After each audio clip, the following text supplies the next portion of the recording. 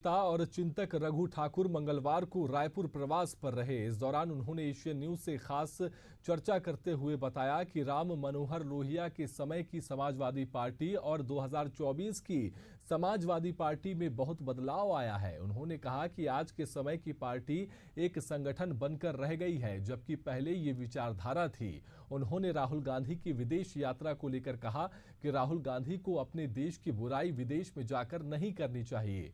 वो एक देश के प्रतिनिधित्व के तौर पर वहां गए थे।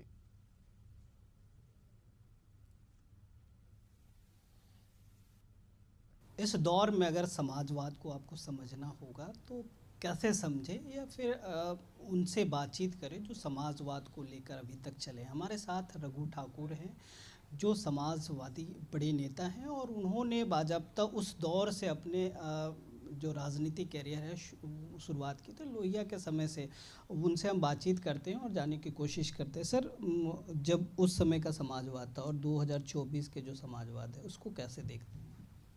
देखिए, समाजवाद का मूल तो वही है जो कल था वो आज भी है, जो लोहिया के ज़माने में था वो आज भी है।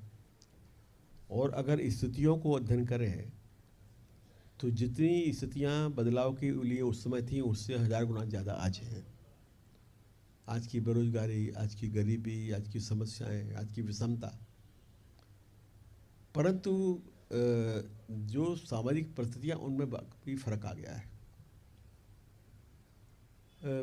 आज से 50 साल पहले, 40 साल पहले जो परिस्थितियाँ थीं, आर्थिक परिस्थितियाँ देश में, उसमें एक अमीर तबका था और एक छोटा गरीब तबका था।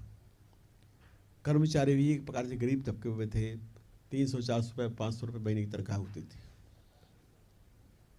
परंतु दुनिया के पूंजीवाद ने एक चतुराई की है कि उन्होंने अमीर और गरीब के बीच में एक ऐसा तबका खड़ा किया है कि जो तबका सुविधा भोगी बन गया है, जिसके मन में समता की भूख नहीं है बल्कि विषमता की भूख है, जो बदलाव नहीं चाहता है, बड़ा बनना चाहता है। तो समाजवाद बराबरी का सपना है, पूंजीवाद बड़े होने का सपना है। तो अभी जो बड़े होने वाला सपना पूंजीवाद का है वो ज़रा ज़्यादा प्रचारित हो रहा है। दूसरा ये कि समाजवादी कार्यक्रमों में फ़र्क पड़ता है। जो कार्यक्रम आज से 40 साल पहले थे वो कार्यक्रम आज हों जरूरी नहीं है, उनमें फ़र्क आया है। तो उस फ़र्क को सोच करके, ध्यान में रख करके अब हमको कुछ नए प्रकार के कार्यक्रमों को भी सोचना पड़ेगा। और आज के समाज के लिए वो कैसे प्रासंगिक हुए, क्योंकि कोई भी आंदोलन, कोई भी बदलाव का जो आंदोलन होता है वो प्रभाव तब डालता है जब वो समाज के किसी तबके के हिस्से को ऊपर कोई असर डालता है। तो उस नए कार्यक्रमों के बारे में अभी सोचने की आवश्यकता है और इस पर हम लोग सोच के काम कर रहे हैं। जैसे कांग्रेस पार्टी है, कांग्रेस पार्टी आज 1942 की कांग्रेस पार्टी नहीं है, एक संगठन है। भारतीय जनता पार्टी भी आज वो दीनदयाल उपाध्याय के एकात्म मानववाद की पार्टी नहीं है, एक सत्ता का संगठन है। तो समाजवादी पार्टी भी सत्ता संगठन बन गई है, वो समाजवाद की पार्टी नहीं है। तो एक इससे भ्रम भी पैदा हो रहा है। इससे हम समाजवादियों के लिए थोड़ी परेशानी भी हो रही है कि हमें बताना पड़ता कि भाई हम क्या हैं, वो क्या हैं, गोत्र बताओ, कौन बताओ बताओ, ये फर्क पड़ गया है। परंतु ये फ़र्क भी लोग जल्दी जान जाएंगे और इसको महसूस करेंगे। कांग्रेस का जिक्र किए हैं, राहुल गांधी के विदेश यात्रा को कैसे देखते हैं? देखिए, राहुल जी की विदेश यात्रा तो होती रहती है, उनके पास में विदेशों में संपर्क है तो जाते आते रहते हैं, और कोई घूमने जाए तो कोई आपत्ति भी नहीं है।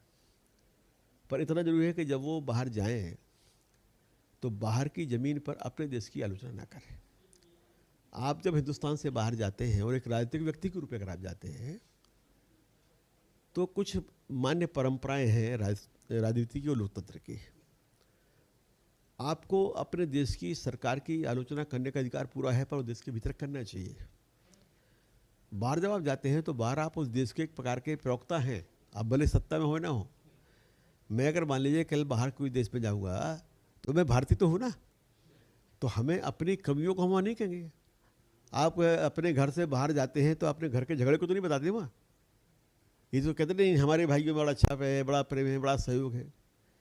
तो अपने जो अंतर मतभेद हैं, इन अंतर मतभेदों के लिए विदेशी भूमि नहीं होती है, उस पर इसका इस्तेमाल नहीं होना चाहिए।